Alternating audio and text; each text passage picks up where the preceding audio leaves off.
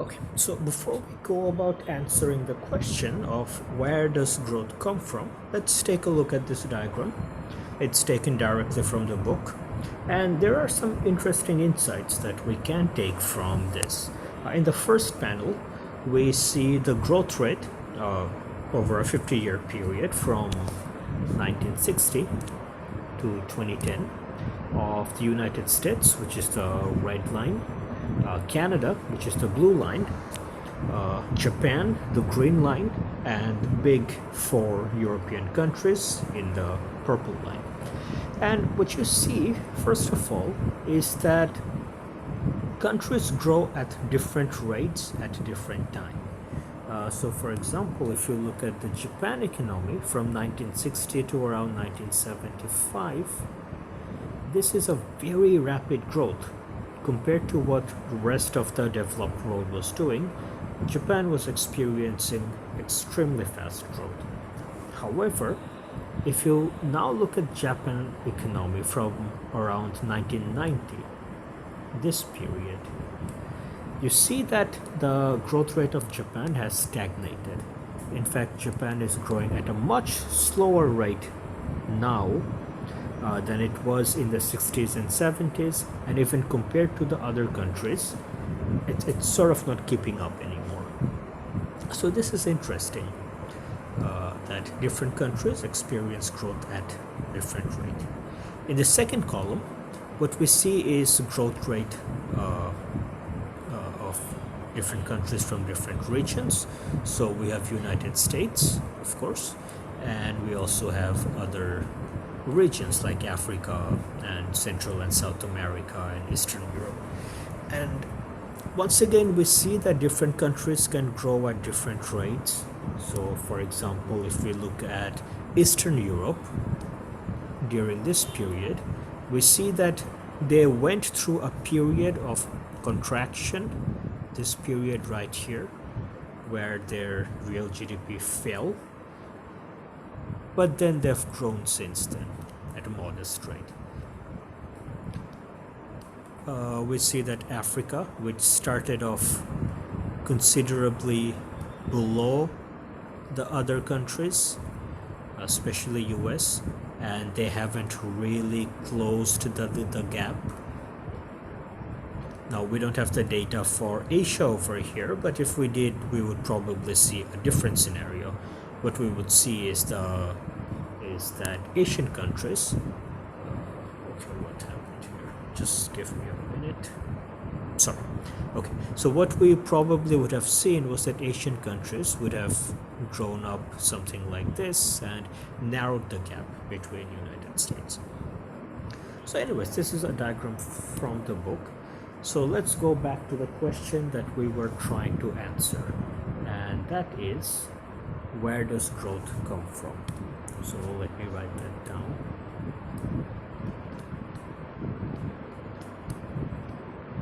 Where does growth come from?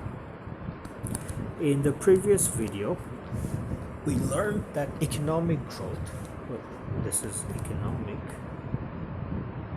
So in the previous video, we learned that economic growth does not depend on GDP or real GDP, but rather on potential GDP. So as a result, we have to ask the question is, what are the determinants of potential GDP? Or what determine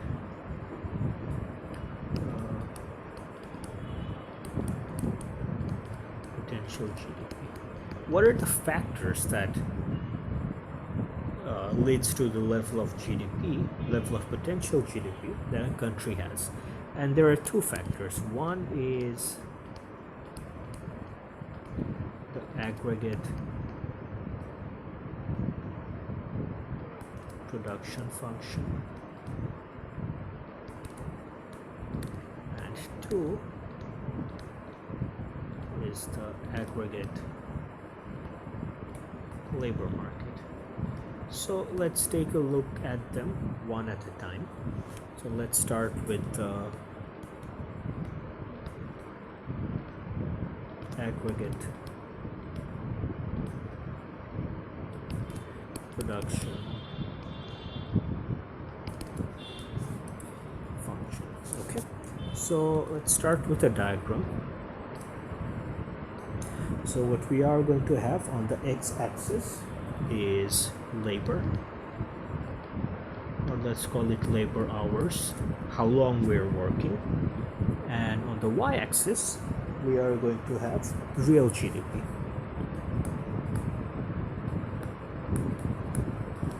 Okay. And what the function is going to look like is something like this. Okay, and this is our production function.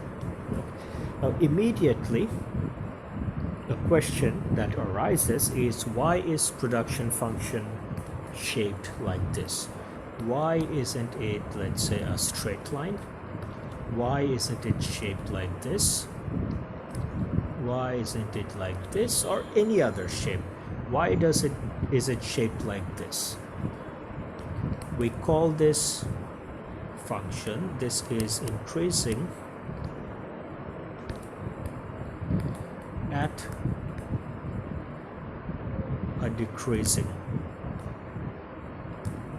rate. Notice what's happening here is that as labor hour is increasing, okay, so as we are moving in this direction, real GDP is also increasing, but at a lower and lower rate. If we look at these points, suppose this is 0, when we go from 0 to 1, there is a large rise in real GDP. But when we go from 1 to 2, there is a comparatively smaller rise. Then when we move from 2 to 3, there is an even smaller rise. And so on. As we continue to go, we go from 3 to 4, we see an even smaller rise. So as labor hour increases, real GDP is also increasing. That is important. As labor hour increases, real GDP increases, but at a decreasing rate. Why? Why does this happen? Okay, and this is an important concept to understand. That is because, okay, let's simplify things. Okay, instead of thinking of an entire economy, let's think of company. Suppose we have company X, and company X wants to hire 3 people, and when they float a job advertisement, 5 people applies. So what the company does is, of course, they review their CVs, their job experiences, they call the people for interviews, and what they do is they take these 5 people and they rank them. So number 1 ranked person, the best qualified person, second best, third best, fourth best, and fifth best. And what is company X going to do? Company X, it should be obvious, is going to hire the 3 best candidates for the job. Okay, and then suppose over time these 3 people performs well, and as a result the company is about to expand, and because of expansion they want to hire a 4th person. Who are they going to hire? The 4th best or the 5th best? They're going to hire the 4th best person. And then if there is further expansion, they're going to hire the 5th best person. The same thing is happening in the economy, and the same relationship is shown here in this diagram. Okay, let me draw another over here. Okay, so over here we have hours worked, and over here we have real GDP. Okay. The first person we hire is the most qualified. He's going to perform the best. So he's going to give us the most output. Suppose this is first person. Then we hire another person who's not good as person 1, but is still pretty good. Suppose this is what he gives us. Then we hire a third person who's not good as person A or person B or person 1 or person 2. So he gives us this much. And then we hire a third person, a fourth person, a fifth person. You see, this is how the shape comes into being. Let me use another ink. So first person gives us this much output. The second person gives us this much output. Not as much as the first person, but still quite a lot. Then we have the third person, the fourth person, and you see with each subsequent person that we hire, their contribution is decreasing. Okay. So effectively, what we can say, if I were to go up here and finally answer the question of why, it's because in an economy, the best resources will be used first. That's really it. We start off with our best resource, and over subsequent times we make use of more and more inferior resources, and that's why the return from them falls. So this is our aggregate production function. I'll just get rid of all of this.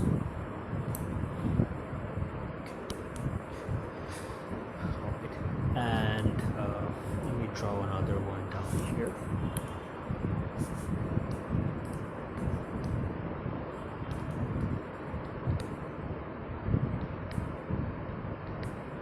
So labor hours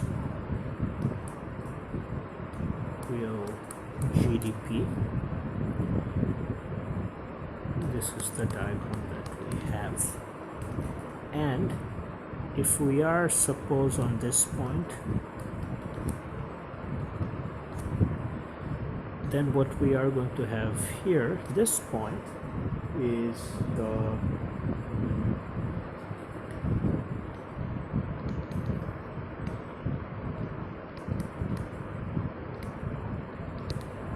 full employment quantity of labor, and this point here is the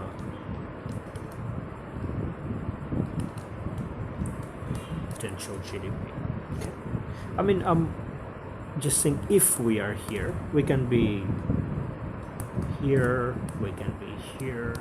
We're going to figure out how where we are going to be soon, but this is the aggregate production function. Now let's take a look at the aggregate labor market.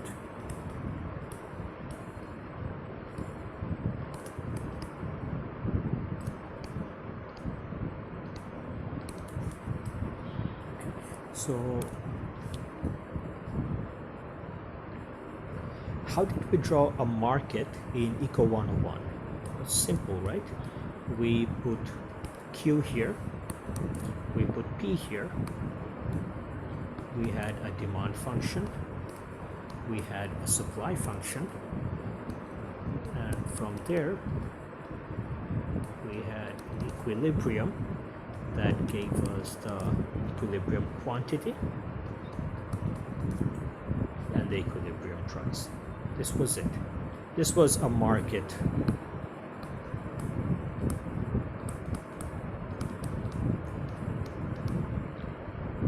For a good or a service. Now what we're going to do is draw the labor market. Okay.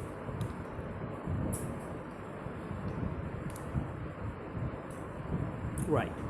Now quantity of labor. What is the quantity of labor? It's hours worked. Right. And price, what is the price of labor? What do we pay in return of labor? Wage. So we're going to have real wage over here. So let's talk about labor demand.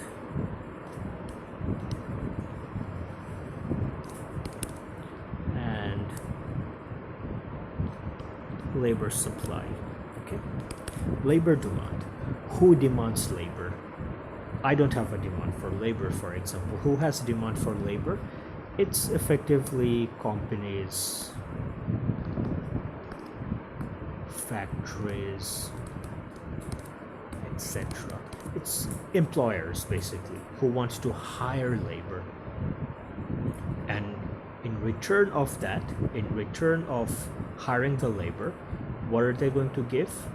They're going to pay a wage, right? So it's the companies or factories who demand labor. Who supplies labor? That's the households. Me, for example, I supply my labor to Bragg University. So labor is supplied by households, by consumers, etc. And why do we supply our labor? What do we get in return? We get wage. Right. Now let's talk about wage.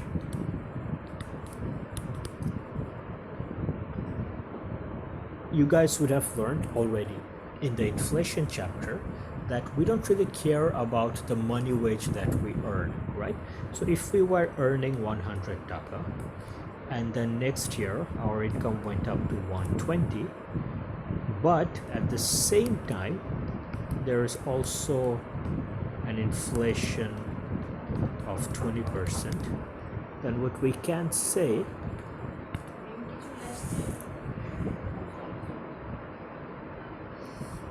sorry about that. What we can say is that our purchasing power has not really changed. What we could have bought for 100 taka previous year was exactly the same